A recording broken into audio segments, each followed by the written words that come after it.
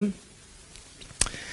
수요일 날 이 시간에는 우리가 인물 강해를 지금 나누고 있는데 오늘은 솔로몬에 이르게 되었습니다. 우리가 이 인물 강해를 나가는 그 목차는 예수님께서 유다 지파에서 오셨으니까 그 유다 지파의 줄기, 그 족보순으로 바라보는 것이 아니라 이제 그 전체 구속사에 예수님의 오시는 길을 예비하고 그 구속사를 이어가는 데 중요한 역할을 했던 인물들 중심으로 살펴보고 있습니다. 우리가 모세로부터 시작을 했죠. 모세는 애굽에서 이스라엘 백성들을 출애굽시킨 장본인이었고 시내산에서 율법을 받아서 율법을 제정한 인물이었습니다. 율법의 의미는 하나님의 백성들이 지켜야 될 시민의 소양이었고 또 죄를 억제하는 기능을 했던 것입니다. 그리고 율법은 사실은 그 자체로 구원하는 기능이 있는 것이 아니라 모든 인류가 죄 아래에 있음을 알게 하는 그 토대로서 이제 그리스도께로 건너가려면 인간이 자신이 스스로가 절대로 구원받을 수 없는 깊은 죄의 수렁 가운데 빠져있는 존재임을 깨닫는 것이 필요하거든요. 바로 그 죄를 깨닫게 하는 기능을 위해서 주신 것이 바로 율법이었습니다. 모세가 이제 했던 것이 바로 그런 이제 임무를 수행을 했던 거죠. 율법을 받아서 이제 그리스도께로 사람들을 인도할 수 있도록 그렇게 준비를 한 것입니다. 그리고 모세는 성막을 세웠죠. 제사 제도를 확립함으로 인해서 이제 율법 앞에 섰던 죄인들이 어떻게 하면 속죄를 얻을 수 있는지 그 제사를 통해서 성막을 통해서 그 모든 것 안에 그리스도의 그 속죄의 그런 내용들이 숨어져 있기 때문에 율법으로는 구원받을 수 없어서 정죄받고 반드시 어린 양의 그런 희생 제물의 피 흘림을 통해서 속죄받는다라는 것을 보여주는 단계로 이렇게 보여주었던 것입니다. 그리고 모세가 부름받고 나서 여호수아가 일어서죠. 여호수아는 가나안 정복의 가장 선봉 대장 역할을 했던 인물입니다. 이름의 여호수아라는 이름 뜻도 그렇고 예수님의 이름이 같은 사실은 의미를 가지고 있습니다. 구원자라는 의미를 가지고 있죠.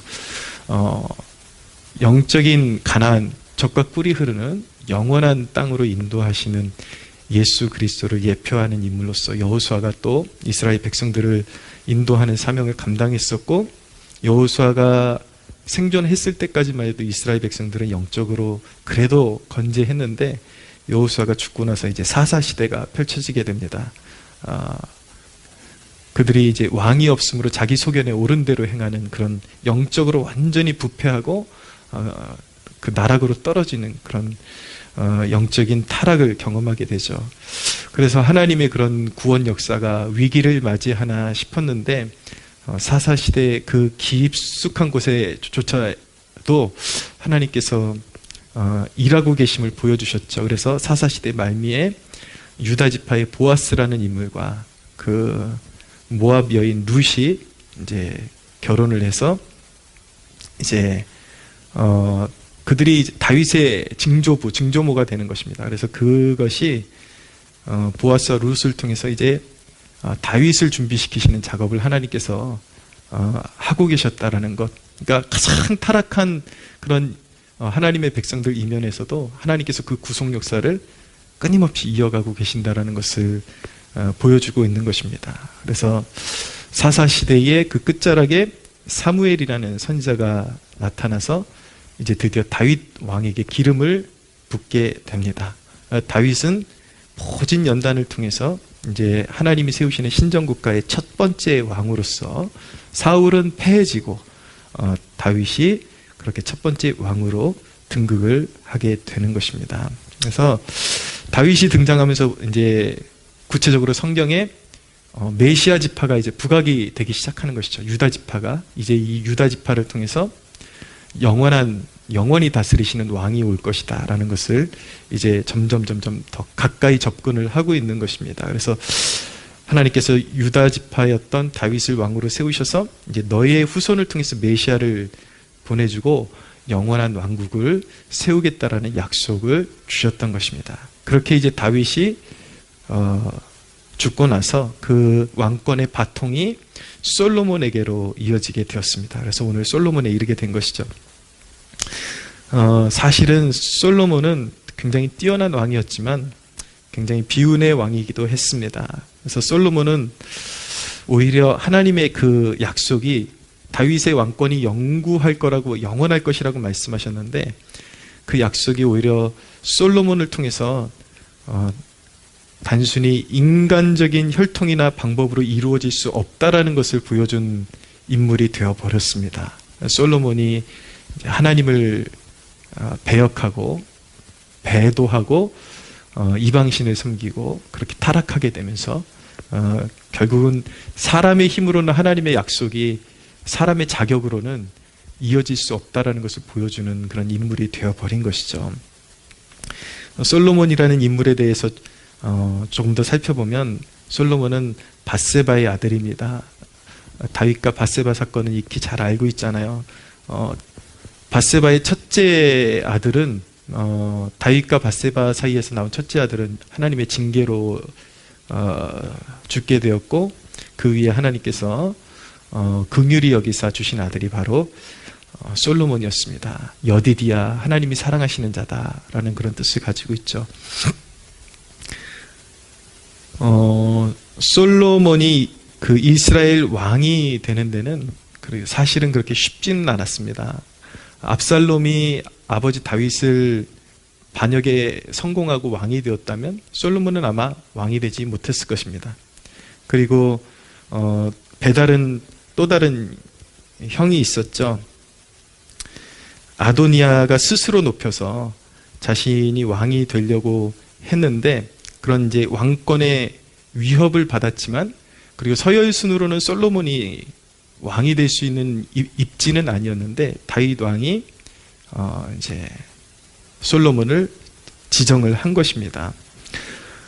그렇게 여러 가지 그런 어떤 위기와 그런 왕권을 위협하는 그런 도전들이 있었지만, 그는 하나님의 섭리 가운데 그 모든 위기를 딛고 이스라엘의 왕이 되었습니다. 여기서도 배우는 게 있죠. 압살롬이 스스로를 높이려고 하다가 멸망하고, 아도니아도 스스로 왕이 되려고 하다가 스스로 잔치를 벌이다가 이내 무너지고 말았습니다. 자기 스스로 높인 권세는 무너지는 법이고, 하나님이 높여주시는 것이 진짜라는 것을 배우게 됩니다. 진짜 권세, 진짜 권위, 영적 권위, 이런 것들은 모두 하나님께서 하나님의 주권적인 영역에서 주시는 것이지, 인간 스스로가 자기를 높인다 그래서 그 권세가 자기 것이 될 수 없다라는 것을 배우게 되는 것이죠. 그러니까 진정으로 하나님 앞에 귀한 존재로 쓰임받기를 사모하는 사람이라면 오히려 자기를 낮추고 말씀에 순종하고, 또 하나님께서 주시는 인생의 역경을 아멘으로 그렇게 순종함으로 잘 받아들일 때 하나님께서 귀히 이렇게 높여주시는 거지, 인간이 결코 자기가 명예욕에 사로잡혀갖고 자기 스스로를 높인다 그래서 높아질 수 없다라는 것을 성경을 통해서 배우게 되는 것입니다. 솔로몬의 다른 특징적인 면이 있다면 그는 지혜의 왕이었다라는 것입니다. 등극한 지 얼마 안 돼서 기브온 산당에서 솔로몬이 그 유명한 1000번제를 드리죠.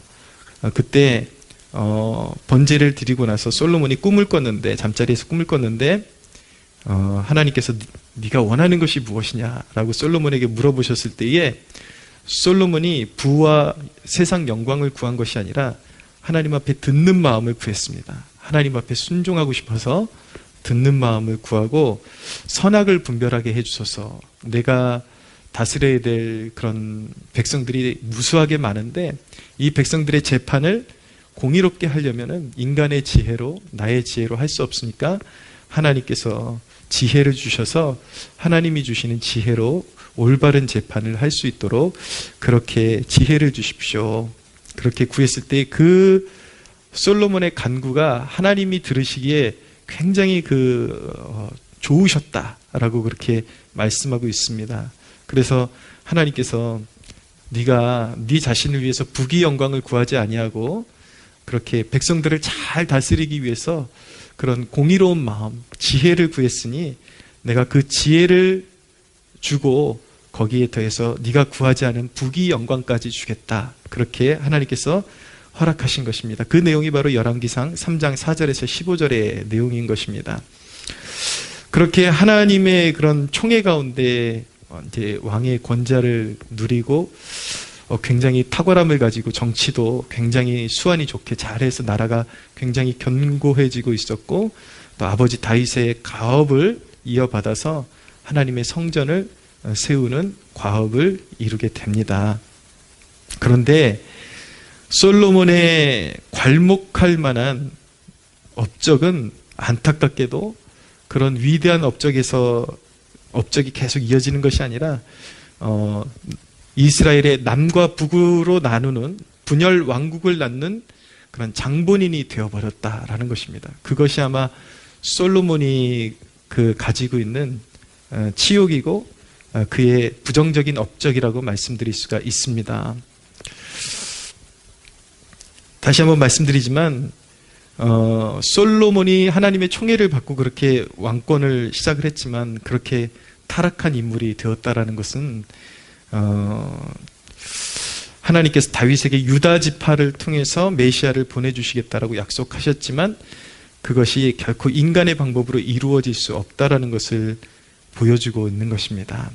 그것은 오직 하나님의 방법, 예수 그리스도께서는 유다 지파로 오셨지만 성령으로 잉태되셔서 사람의 방법으로 나신 것이 아니라 그 혈통으로는 유다 지파로 오셨지만, 다윗의 혈통으로 오셨지만 사람의 방법으로 나신 것이 아니라 성령으로 나셔서 그의 왕권은 성령으로 태동된 것이지 결코 인간의 방법으로 태동된 것이 아니다라는 것을 성경이 보여주고 있는 것입니다. 근데 이 원리는 우리 신앙 역사에 그대로 다 녹아져서 내려오게 됩니다. 한 사람이 거듭나서 그리스도인이 되는 것도 그냥 교회에 나오고 단순히 그냥 어떤 성경의 지식을 알아서 그 사람이 하나님의 자녀가 되는 것이 아니라 반드시 성령의 역사를 통해서 거듭날 때에 그 사람이 진짜 회심하게 되고 하나님의 자녀로 거듭나게 되는 것입니다. 근데 우리가 잠시 살펴봐야 되는 것은 솔로몬이 이렇게 타락하게 된 원인이 무엇이냐, 우리가 그 부분을 좀 눈여겨봐야 되는데 주된 이유가 두 가지가 있습니다. 솔로몬이 타락하게 된 첫 번째 이유는 부강함을 다스리는 데 실패한 것입니다. 하나님께서 지혜도 주시고 부요도 주시고 아주 풍성한 그런 은혜를 주셨는데 그 부강함을 다스리는 데 실패했다라고 말씀드릴 수가 있어요. 열왕기상 10장 26절에서 29절에 보면 이런 말씀이 있습니다. 들어보십시오. 솔로몬이 병거와 마병을 모음에 병거가 1,400대요 마병이 12,000명이라 병거성에도 두고 예루살렘 왕에게도 두었으며 왕이 예루살렘에서 은을 돌같이 흔하게 하고 백향목을 평지에 뽕나무같이 많게 하였으며 솔로몬의 말들은 애굽에서 들여왔으니 왕의 상인들이 값주고 산 것이며 애굽에서 들여온 병거는 한 대에 은 600세겔이요 말은 한 필에 150세겔이라 이와 같이 햇사람의 모든 왕과 아람 왕들에게 그것을 되팔기도 하였더라. 너무 많아서 애굽에서 사들여가지고 말을 되팔기도 한 것입니다. 그리고 11장으로 이어지면 솔로몬 왕이 바로의 딸 외에 이방의 많은 여인들을 사랑했다라고 말씀하고 있습니다. 하나님이 그 부와 명예, 부강함을 선물로 주셨는데 그게 너무 넘치다 보니까 그거를 잘 다스리지를 못해서 타락해버리는 그런 불행한 신세가 되어버린 것입니다. 근데 아까 그 열왕기상 10장 26절 이하의 말씀을 보면은 하나님의 명령을 솔로몬이 정면으로 거스르고 있다는 것을 알게 됩니다. 신명기서 17장 14절에서 17절에 보면은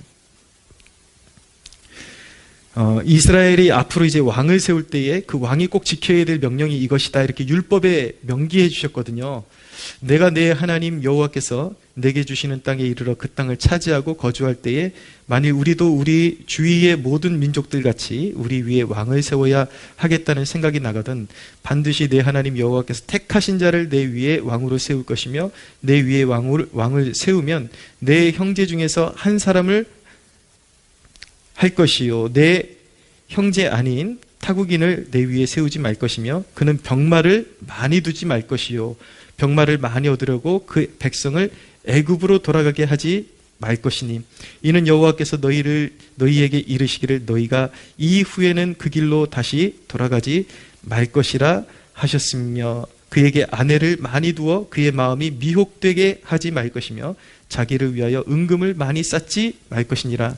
이게 신명기에 이미 이스라엘의 왕이 생기면 절대로 하지 말아야 될 것을 하나님께서 율법으로 이렇게 명시해 두셨는데도 불구하고 솔로몬은 안타깝게도 그 넘치는 재원들을 잘 다스리지를 못하고 하나님께서 하지 말라고 하신 것을 정면으로 그렇게 배역하고 있었던 것입니다. 왜 이런 일이 생길 수밖에 없었을까? 왜 솔로몬은 그 부강함을 다스리는데 실패하고 말았을까? 솔로몬은 아버지 다윗에 비하면 굉장히 유복한 환경에서 자라났습니다. 물론 뭐 개인적으로 그가 어떤 마음의 고통을 겪었는지 그거는 우리가 다 알 수 없지만 확연하게 하나님께서 어떤 사용하시는 사람들에게 주시는 그런 깊은 연단, 다윗에게 허락되었던 그런 연단은 찾아볼 수가 없죠. 그러니까 연단이 결여된 부요를 솔로몬이 경험했기 때문에 하나님을 전적으로 의지할 수 없었던 것으로 보입니다. 그래서 그 고난의 깊이 가운데서 다윗처럼 정말 죽기 살기로 하나님께 매달렸던 경험이 없기 때문에 그런 가운데 자기한테 이제 그런 힘과 권세, 영광, 부요함 이런 것들이 차고 넘치니까 마치 사람이 어느 순간 되면 내가 이게 다 내 힘으로 된 것 같고 하나님이 내 삶 가운데 주신 것이 아닌 것 같은 그런 착각을 불러일으키고 결국은 영적인 타락으로 떨어지게 되는 원인이 되는 것입니다. 솔로몬의 타락의 두 번째 원인은 무엇이냐면 바로 정욕의 문제였습니다. 하나님께서 이방 여인들을 아내로 들이지 말라고 하셨는데, 그리고 아내도 많이 두지 말라고 하셨는데 많이 둘 뿐 아니라 이방 여인을 아내로 두었습니다. 이것이 바로 솔로몬이 타락하는 가장 치명적인 문제가 되었던 것입니다. 왜 하나님께서 이방 여인들을 그렇게 경계하셨는가? 이방 여인들은 그 태어나면서부터 우상 문화에 젖어들어 있기 때문에 그 우상 문화를 씻어내지를 못해요. 그래서 영적으로 오히려 그런 부정적인 영향력이 오히려 더 강하기 때문에 한 사람이 영적으로 넘어지는 일이 순식간에 일어나기 때문에 하나님께서 그런 일을 미연에 방지하시고자 이방 여인을 아내로 들이지 말아라. 아내도 많이 들이지 말아라. 그렇게 명령을 하셨던 것인데 그것을 이제 귀담아 듣지를 않았던 것입니다. 자기 그냥 정욕에서 일어나는 대로 그렇게 그냥 정욕에 충실하게 살았던 것이죠.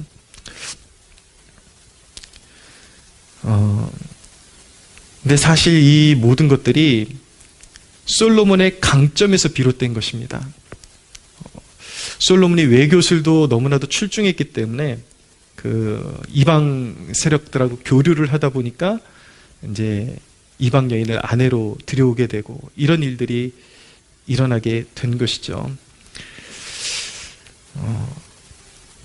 신앙인들의 삶 가운데에 하나님께서 허락하신 하나님께서 주신 부요와 그 사람에게 주신 좋은 강점이 절제를 통해서 거듭나지 않으면 그것이 파멸의 원인이 되고 마는 것입니다.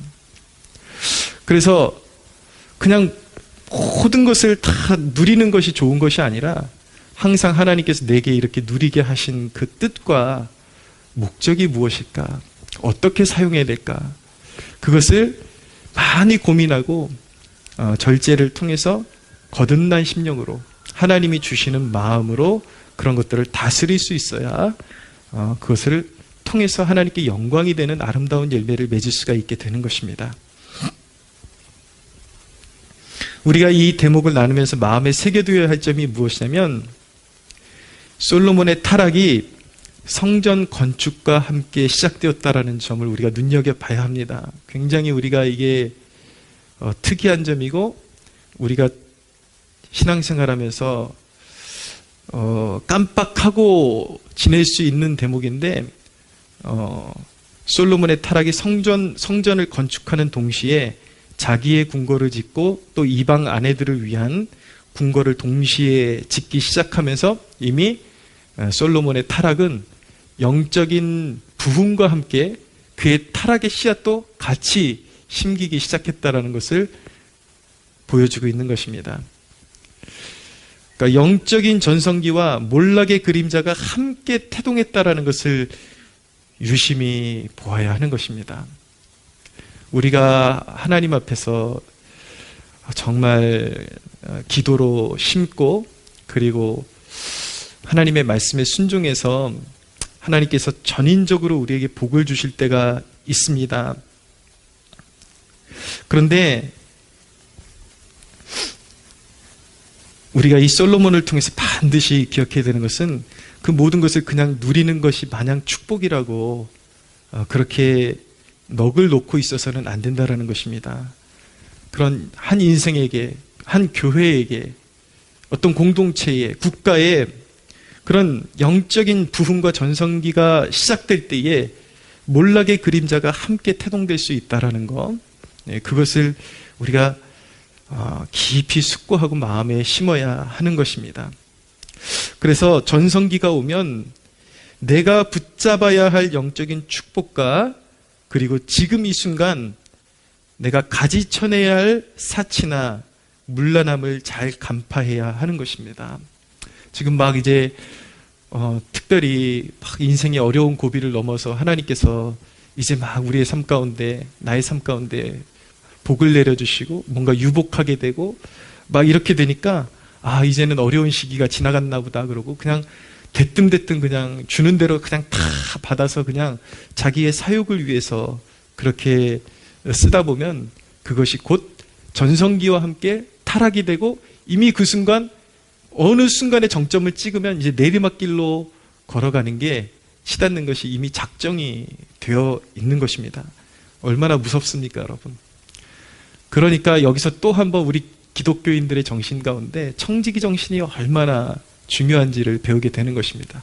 하나님께서 우리에게 주신 것들 마냥 즐거워하고 마냥 그냥 펑펑 써대는 것이 아니라 나에게 청지기직을 맡기셨구나. 이것을 하나님의 영광을 위해 사용해야 한다는 의식을 단 한순간도 잊지 말아야겠습니다. 할렐루야. 그래서 여러분, 신앙의 기초가 얼마나 중요한지요. 우리가 주일 성수하고 이 주중에 이렇게 모이고 이러는 것이 세상에 휩쓸리지 않기 위해서 하나님 앞에 순종하는 우리를 단련시키는 것입니다. 물질도 마찬가지예요. 11조가 그냥 단순히 그런 어떤 단순히 물질을 드리는 것이 아니라 하나님께서 내게 주시는 그런 축복들을 영적으로 다스리는 그런 권능을 배우는 것입니다. 훈련하는 것입니다. 근데 그 주일 성수하고 주중 예배를 드리고 11조를 하고 개인 경건에 힘쓰고 봉사하고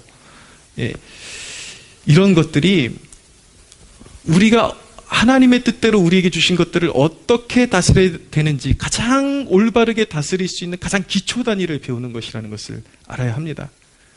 그래서 그 기초 단위를 잘 뿌리내리고 거기서 더 하나님 앞에 즐거이 헌신하는 것이 하나님께 영광이 되는 것이지 그냥 주일 성수, 수요일 예배 한번 드리고 그냥 헌금 뭐 조금 정해진 대로 그냥 드리고 습관에 젖게 드리고 이런 식으로 돼서는 하나님께서 우리에게 주신 삶을 정말 아름답게 디자인할 수 없고 그 축복을 지탱하며 지켜나갈 수 없다라는 것을 깨달아야 되는 것이죠. 근데 여러분,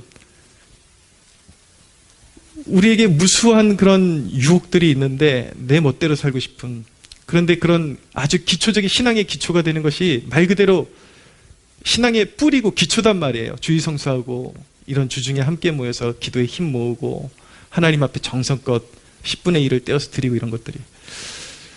근데 요 근래의 신앙인들의 모습을 보면 가장 그게 엄청난 헌신된 사람들의 삶도 아니고 아주 인체로 따지면 이제 그런 걸 지킨다라는 건 이제 뼈대가 섰다라는 거예요, 사실. 근데 그마저도 지키지 않으면서 내가 신앙이 있노라 하는 사람들은 사실은 뼈다구조차도 없는 그런 형체도 없는 신앙을 가지고서 내가 그리스도인이니 아무것도 하나님 앞에 드리지 않고 아무것도 하나님 앞에 보답하지 않고 헌신하지 않으면서 자기가 그 말장난이잖아요. 솔직히 하나님 앞에 생명이라도 드리고 싶어요 이러는 건 그거 무슨 양심으로 그런 말을 하는지 모르겠어요. 아주 기본적인 것도 못하면서 그런 말을 한다는 것은 하나님의 이름을 욕되게 하는 것입니다. 신앙의 기초가 그만큼 중요한 것입니다. 하나님께서 주신 것들을 다 낼름낼름 나를 위해서 쓰는 것이 아니라 하나님의 영광을 위해서 사용하는 아주 기초적인 것을 배우는 것이 바로 주의성수고 주중모임이고 그리고 11조 같은 것들을 배우는 것이다. 거기서 계속해서 더 헌신을 발전시켜 나가고 더 깊게 하나님 앞에 영광 올려드릴 수 있어야 세상에 때묻지 않고 올바르게 살아갈 수 있다는 것을 꼭 기억해야만 하는 것입니다. 우리 신앙의 중심은요, 우리가 기도할 때도 하나님 앞에 해결함 받아야 돼, 하나님의 도움으로 해결함 받아야 되는 문제들이 분명히 있죠. 그 하나님 앞에 구해야 합니다. 그러나 우리 신앙의 중심은 그 해결이나 성취보다 우리에게 더 필요하고 더 중요한 기도 제목은 무엇이냐면 바로 내적인 성장을 이루는 것입니다.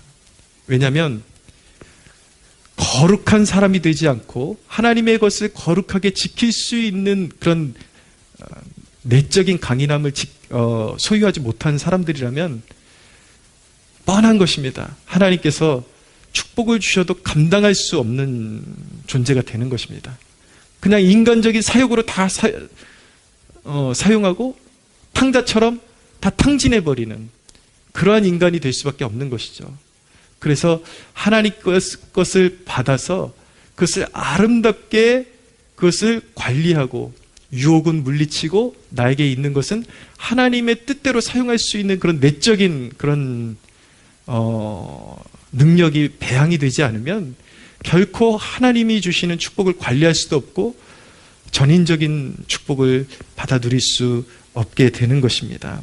그렇기 때문에 우리가 기도 제목을 예를 들어서 10개를 할 때 2-3개 정도는 비율적으로 오히려 2-3개 정도는 우리의 정말 실제적인 필요를 위해서 간절히 구해야 되지만 오히려 7개 정도를 우리의 내면의 성장과 세상 유혹이 이기고 시험을 이기고 또 하나님께서 주신 것들을 어떻게 활용하기를 원하시는지 하나님 앞에 간구하고 그 은총을 구하는데 할애해야지 오로지 기도의 자리에 앉게 하면 이거 해결해 주세요, 저거 해결해 주세요.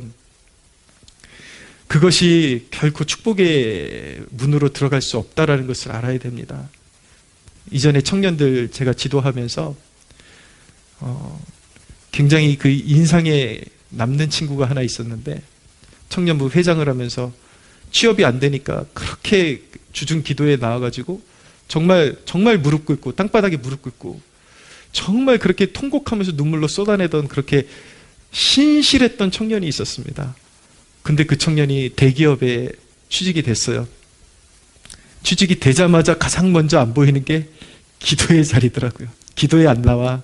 그리고 그 청년 엄마한테 들어보니까 요즘 우리 애가 밤마다 술 취해갖고 들어와가지고 그렇게 가위 눌리고 밤이 되면은 그렇게 눌리고 끙끙대고 비명 지르고 영적으로 상태가 그렇게 안 좋다고. 이게 바로 솔로몬의 타락이 멀리 있는 것이 아니라 우리 가까이에 있습니다. 그러니까 기도 제목이 기도를 잘못 배웠기 때문에 오로지 자기의 사욕을 위해서 기도를 사용했기 때문에 오히려 대기업에 취직한 것 같지만 큰 영혼의 관점에서 볼 때는 지푸라기 같은 거 하나 쥐고 자기 영혼을 잃어버리는 그러한 신세가 되는 것이죠. 우리 신앙생활에 가장 중요한 것은 이거 해주세요, 저거 해주세요 보다 훨씬 더 중요한 것이 무엇인가? 하나님 내 내면이 견고해지고 유혹을 이길 수 있는 하나님께서 주시는 축복들을 청지기로서 관리할 수 있는 내면의 강인함을 주십시오. 지혜를 주십시오. 이런 간구로 하나님 앞에 영광 올려드리는 여러분들 되시기를 주님의 이름으로 축복합니다. 말씀을 마무리하면 솔로몬의 그런데 가장 큰 업적은 잠언과 전도서, 아가서를 남긴 것이라 할 수 있겠습니다. 사실 이 성경의 잠언, 전도서, 아가서는 기록자가 누구냐는 아직도 좀 의견이 분분합니다. 신학적으로.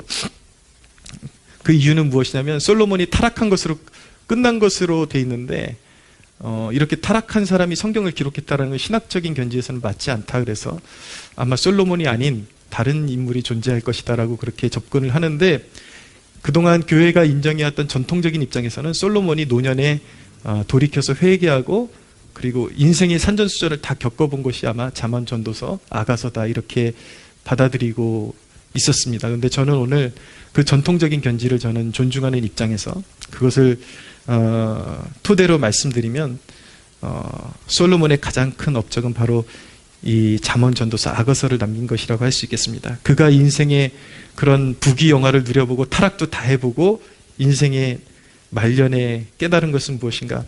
결국 영원한 것을 잃은 부요는 헛되고 헛된 것이다라는 것을 어필하고 있는 것입니다.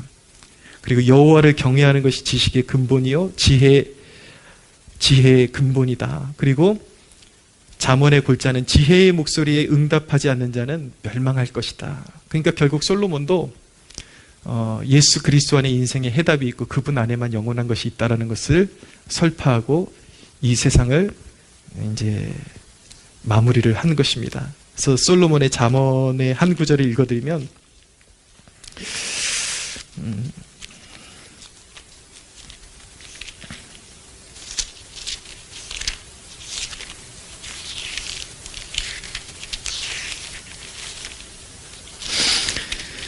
잠언 1장 20절 이하입니다.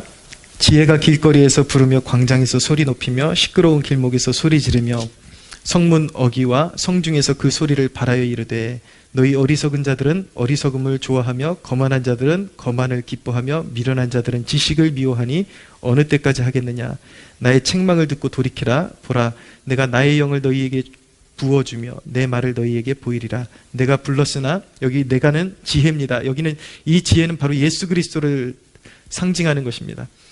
내가 불렀으나 너희가 듣기 싫어하였고 내가 손을 폈으나 돌아보는 자가 없었고 도리어 나의 모든 교훈을 멸시하여 나의 책망을 받지 아니하였은즉 너희가 재앙을 만날 때에 내가 웃을 것이며 너희에게 두려움이 임할 때에 내가 비웃으리라. 너희의 두려움이 광풍같이 임하겠고 너희의 재앙이 폭풍같이 이르겠고 너희에게 근심과 슬픔이 임하리니 그때 너희가 나를 부르리라.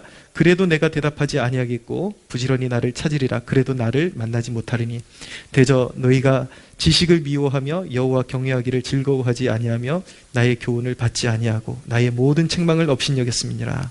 그러므로 자기 행위의 열매를 먹으며 자기 꾀에 배부리라. 어리석은 자의 퇴보는 자기를 죽이며 미련한 자의 안일은 자기를 멸망시키려니와 오직 내 말을 듣는 자는 평안히 살며 재앙에 두려움이 없이 안전하리라. 진정한 지혜를 구하고 지혜의 말을 들어야 영혼 속에 살 수 있다. 이것이 솔로몬의 인생의 깨달음의 결말이요 성령의 감동으로 기록한 말씀이었습니다. 할렐루야. 사랑하는 여러분, 정리합니다. 나의 마음을 세상 것들에 두지 말고 오직 주 예수께 둘 때만 승리할 수 있다는 사실을 다시 한번 여러분들 마음에 새기는 축복이 있게 되기를 바랍니다. 내게 주신 것들이 넘칠 때 우리는 스스로 버리는 법도 배워야 합니다. 그것이 하나님의 뜻대로 사는 것입니다. 약할 때 강함 되시는 주님만을 온전히 의지하는 법을 배워나가는 지혜로운 주님의 백성들 되시길 예수님의 이름으로 축원합니다. 하나님께 영광의 박수 올려드리겠습니다.